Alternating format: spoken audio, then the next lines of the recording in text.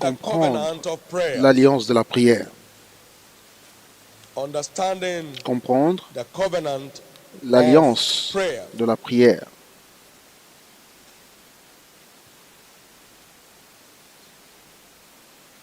Nous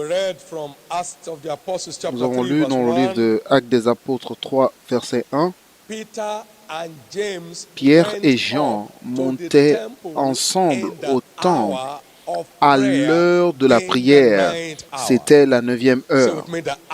Dites l'heure de la prière. Donc cela parle d'un programme. Cela veut dire un programme ou un calendrier. L'heure de la prière. Et Jésus enseignant comment prier dans Matthieu 6, versets 5, 6 et 7. La première phrase là dit « Lorsque vous priez ». Lorsque vous priez, verset 6, mais quand tu pries, au verset 7, en priant, en priant. Donc, il y a toujours un lorsque. Lorsque veut dire qu'il y a un calendrier, un programme qui est séparé, une saison séparée. Lorsque vous priez,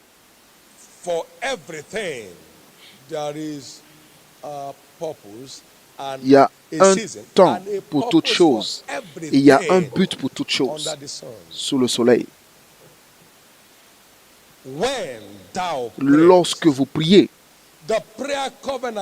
donc l'alliance de la prière exige que vous ayez un programme de prière. C'est très important. Cela exige que vous ayez un programme de prière. Dans Psaume 56, Psaume 55, pardon, et verset 17.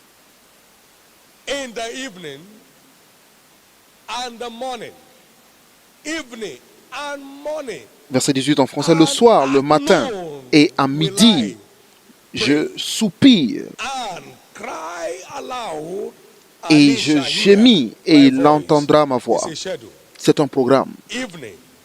Le soir, le matin et à midi, je soupire et je gémis. Donc, il y a un programme auquel je suis engagé. C'est ce que le psalmiste disait.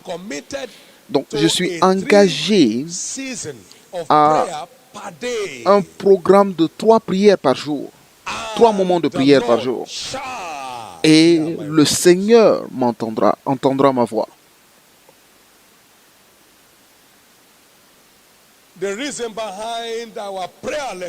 La raison derrière notre manque de prière ou alors notre manque de puissance, c'est le manque de prière. Et le manque de prière est dû à notre inattention spirituelle. Parce qu'il n'y a pas de programme.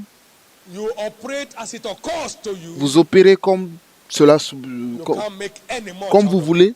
Vous ne pouvez pas tirer le meilleur. Juste comme un étudiant qui n'a pas de programme d'études, il programme aussi son échec. Donc, juste comme un étudiant qui étudie seulement pendant les examens, il ne peut pas être un premier de classe. Il sera un étudiant en difficulté. Sans un programme de prière, au mieux, vous êtes un chrétien ordinaire. Donc, juste comme un étudiant qui n'a pas de programme d'études est un élève ordinaire, tout étudiant premier de classe est quelqu'un qui respecte un programme d'études. Donc, si vous n'avez pas un programme spirituel, vous ne pouvez pas être une étoile spirituelle. Sans un programme spirituel, vous ne pouvez pas être une étoile spirituelle.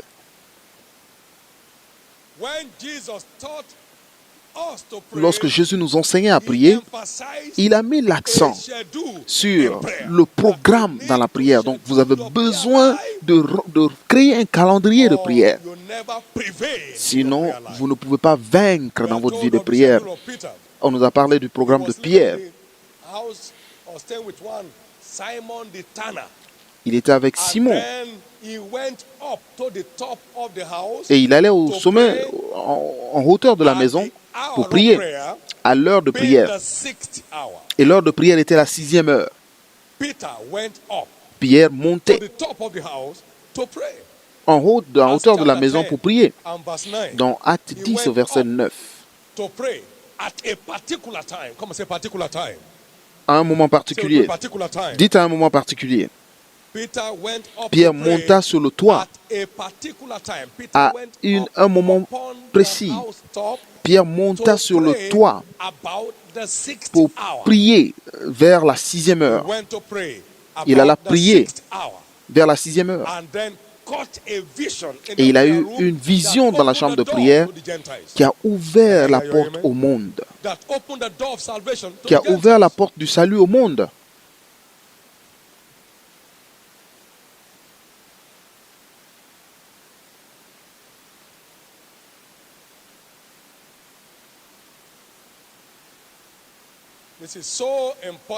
C'est tellement important que nous nous engagions à une vie de prière dynamique, bâtie sur un calendrier auquel nous sommes vraiment engagés.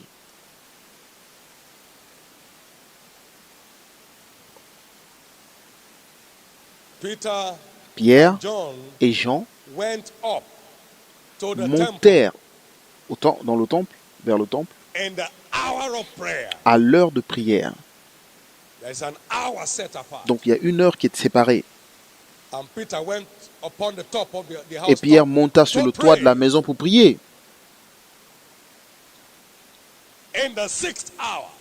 Vers la 6e heure. Donc, il avait un programme de prière personnel auquel il était dédié ou dévoué.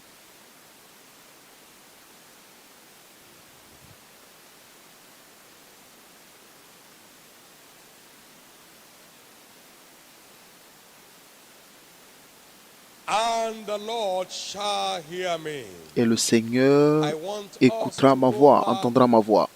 Je veux que nous repartions et nous nous rassurions d'établir un programme spirituel de prière lorsque nous sommes en présence de Dieu.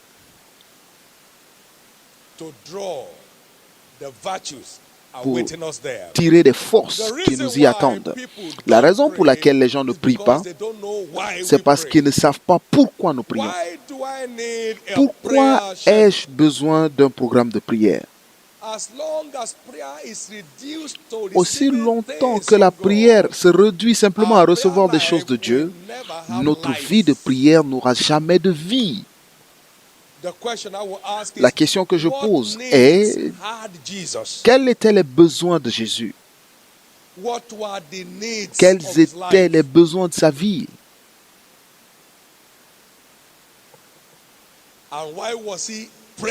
Et pourquoi priait-il? Il priait jusqu'au point.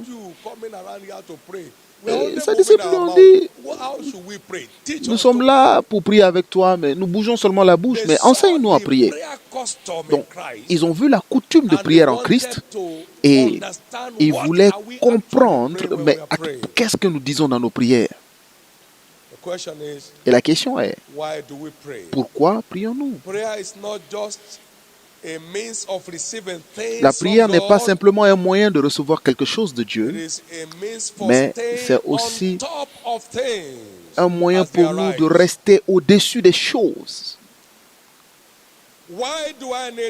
Pourquoi ai-je besoin d'un programme de prière?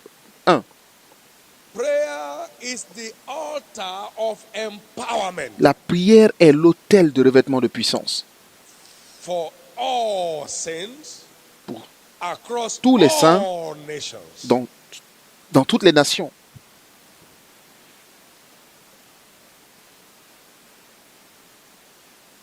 And it takes an empowered sheep to escape the devastation of wolves. Et il faut une brebis revêtue de puissance pour fuir la dévastation des loups.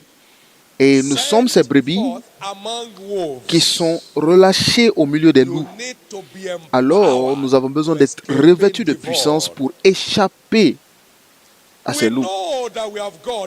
Nous savons que nous avons Dieu et nous savons aussi que le monde entier demeure dans la méchanceté. Mais pour échapper au piège de méchanceté du méchant, vous devez être comment? Vous devez être revêtu de puissance.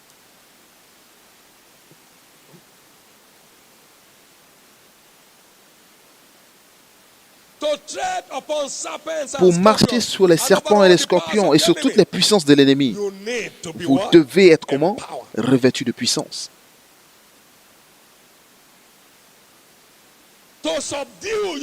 Pour soumettre vos ennemis, la Bible dit que même Dieu a eu besoin de puissance pour que ses ennemis se soumettent à lui. Parce que c'est par la grandeur de sa puissance que tes ennemis se soumettent à toi. Psaume 66, verset 3. Donc vous avez besoin d'être revêtu de puissance. Vous avez besoin d'être revêtu de puissance. Vous êtes envoyés comme des agneaux au milieu des loups. Vous devez être revêtu de puissance. Vous vivez dans un monde qui est dans un réseau de méchanceté. Vous devez être revêtu de puissance. J'ai vu un homme dimanche dernier, après le culte. L'homme a bâti une usine en 10 ans. En 10 ans, il n'était pas capable de faire quoi que ce soit dans cette usine. Il a tout mis dans l'usine, mais l'usine ne pouvait pas s'ouvrir. Et il n'y a aucun homme qui ferme la porte physiquement. Mais 10 ans. Nous vivons dans un monde qui est dans un réseau de méchanceté. Vous devez être revêtu de puissance. Dans Psaume 110, versets 1 à 3, vous ne pouvez pas dominer au milieu de vos adversaires sans être revêtu de puissance.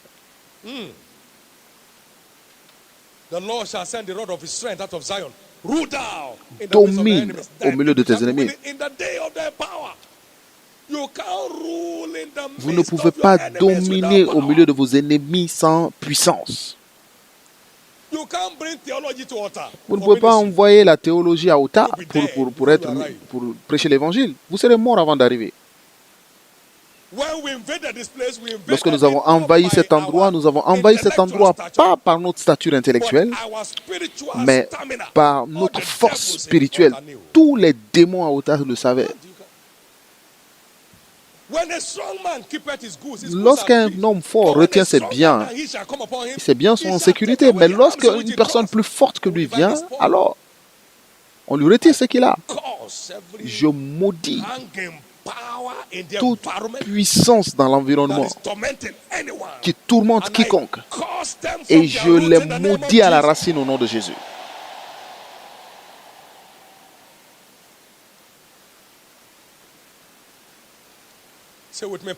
Dites après moi puissance. À notre résidence ici, il y a 2 mois, un dimanche soir, je revenais au volant et j'ai vu un oiseau tomber par terre, mort. Je n'avais pas de lance-pierre et je n'étais même pas à la maison. Et le lendemain, un autre est tombé, mort. Il y a des endroits, il ne faut pas vous envoler là-bas. Vous vous envolez là, vous êtes mort. Vous devez arriver à un niveau de puissance, d'émission de puissance. Je veux dire, les oiseaux sont tombés d'eux-mêmes, morts. Pas de sang, rien du tout, mort. Par la grandeur de ta puissance, tes ennemis se soumettent.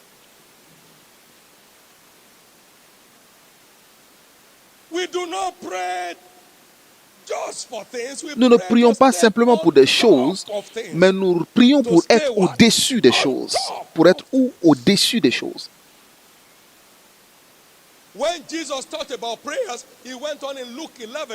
Lorsque Jésus parlait de la prière dans Luc 11, verset 13, il dit, si vos pères sur la terre donnent de bonnes choses à leurs enfants, combien plus forte raison l'Éternel donnera le Saint-Esprit à ceux qui le cherchent. Donc la prière est principalement pour le revêtement de puissance. Nous sommes tellement vides de puissance parce que nous manquons de prière.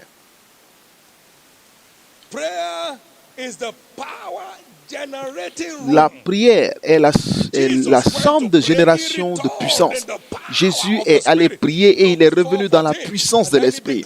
Luc 4, 14. Et il a déclaré que l'Esprit de l'Éternel est sur moi car il m'a fortifié pour accomplir ma mission. Il m'a revêtu de puissance pour accomplir ma mission. Écoutez, vous ne pouvez pas accomplir votre mission sans revêtement de puissance. Votre mission est une menace au diable et il est contre l'accomplissement de cette mission. Et c'est seulement le violon qui l'emporte par la force.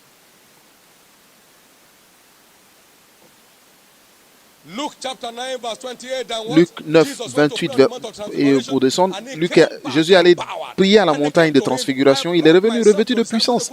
Et quelqu'un est venu lui dire que j'ai envoyé mon fils à tes disciples, ils n'ont pas pu le guérir. Aide-moi. Il dit envoyez-le.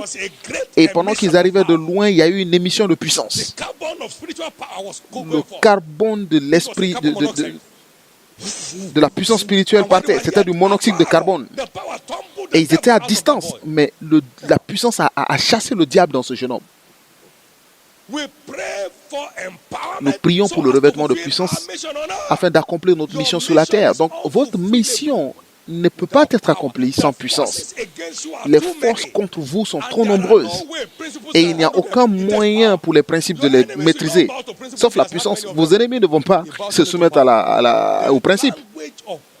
Le langage de la puissance est votre seule garantie pour la victoire dans les batailles spirituelles. Est-ce que quelqu'un est réveillé? Êtes-vous vraiment éveillé? Donc, nous prions principalement pour le revêtement de puissance. La prière est destinée au revêtement de puissance. Donc, quand nous disons que ton règne vienne, c'est aussi que ta puissance vienne. Car le royaume de Dieu n'est pas seulement un mot, mais c'est dans la puissance.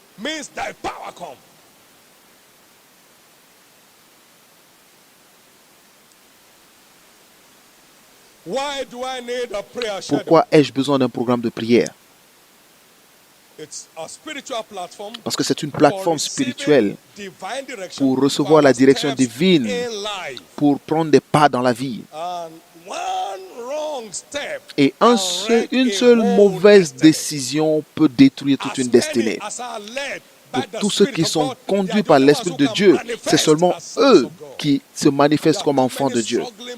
Il y a tellement de personnes en difficulté à l'église parce qu'ils sont hors du plan de Dieu et ils sont insensibles à la direction de Dieu. Ils sont sourds et muets, sourds et aveugles, à la voie où Dieu les conduit dans la vie. Jésus dit, je ne peux rien faire par moi-même. Tel que j'entends, je juge et mes jugements sont vérité. Jean 4, verset 30. Donc, lorsque vous êtes guidé par Dieu, vous êtes surnaturellement au contrôle. L'Éternel est mon berger, je ne manquerai de rien. Il dresse une table devant moi en face de mes adversaires. Donc, lorsque vous êtes guidé par Dieu, vous êtes surnaturellement au contrôle. Lorsque vous êtes conduit par Dieu, vous êtes surnaturellement au contrôle. Il y a tellement de destinées ici. Le fait d'être là est la seule couverture qui vous a sécurisé, qui vous a empêché d'être avalé. Parce qu'il vous a guidé ici pour vous donner la couverture nécessaire à votre vie. Puis-je entendre votre amen? Et David demanda au Seigneur, dois-je monter? Est-ce que tu vas délivrer les Philistins de mes mains? Dieu a dit non, ne pars pas. Et les ennemis sont revenus encore. Et David a prié encore, dois-je partir? Et donc, nous cherchons constamment sa conduite à chaque fois que nous sommes affrontés. 2 Samuel 5, versets 18 à 25. Pourquoi ai-je besoin d'un programme de prière? J'ai besoin d'un programme de prière pour continuer d'être conduit par Dieu. Nous sommes arrivés à Canaan. Le premier jour, quand je suis arrivé, j'ai dit non, cet endroit ne peut pas être l'endroit. Nous étions dans un convoi, j'ai presque ordonné qu'on retourne.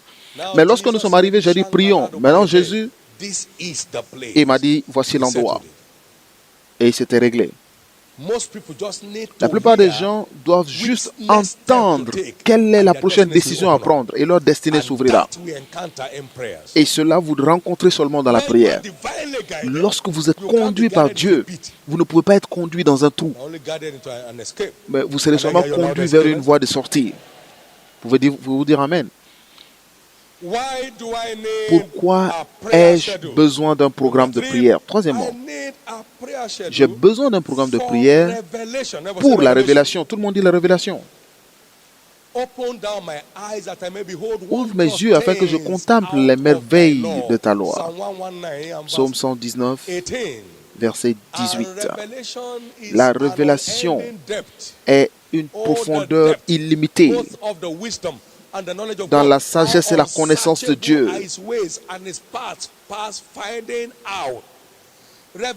La révélation équivaut à l'illumination spirituelle. Et l'illumination spirituelle équivaut à la lumière spirituelle. Et cela équivaut à votre domination automatique sur les œuvres des ténèbres. Car cette lumière luit dans les ténèbres et les ténèbres ne l'ont point reçue. Donc, nous prions pour la révélation. Et nous avons besoin de la révélation au quotidien. Parce que c'est la lumière que vous possédez qui détermine si vous brillez ou non. Lève-toi, brille, sois éclairé, car ta lumière arrive. Et la gloire de l'Éternel s'élève sur toi. Donc, nous prions pour la lumière. Nous faisons quoi? Vous affrontez des défis dans votre vie. Seigneur, je sais qu'il y a une réponse dans ta parole. Montre-moi la réponse. Révèle-moi la réponse et le ciel s'ouvrira. Puis-je entendre votre amen? Puis-je entendre votre amen? Donc, la prière est avant tout pour votre édification spirituelle, pas seulement la provision divine. La provision divine est très secondaire, mais c'est premièrement pour votre édification spirituelle qui est le cœur même de l'alliance de prière. C'est votre édification spirituelle qui est le cœur de l'alliance de prière. Puis-je entendre votre amen?